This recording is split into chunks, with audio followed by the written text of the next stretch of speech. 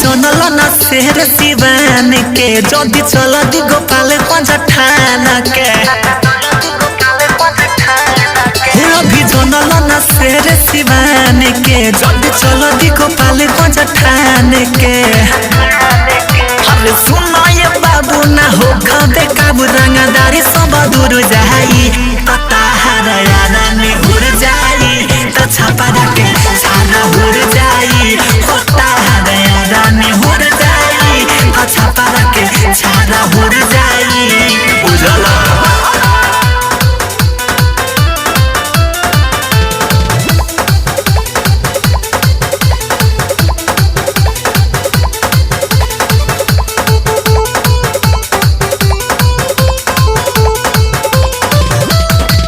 भिखारी ठाकुर जी के नमवा भूलैल का तू समझी सोची लौंडा बोलैल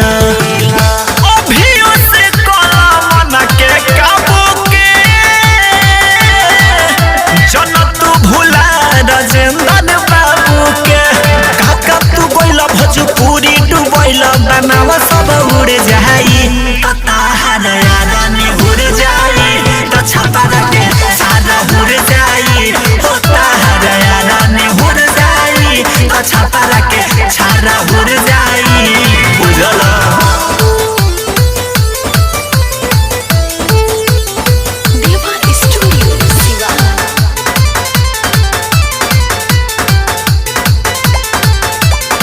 द्रोणाचार्य रहले हो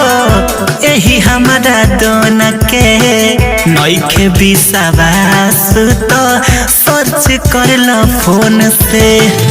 भूल गइल भोजपुरी के शान के गौतम तूफान तपेश चौहान के कहे बजरंगी पिंटू सिपुल सिंह घमंड तार चुर जाई पता हरियाणा में उड़ जाई तो छापा के छारा उड़ जाई तो हरियाणा में उड़ जाई तो छापा के छारा उड़ जाई बुझला हो अभी जनल न शेर सिवान के जल्दी चल दी गोपाल पंजा ठाने के अरे सुनो ये बाबू ना हो कबे काबू रंगदारी सब दूर जाई पता हरियाणा में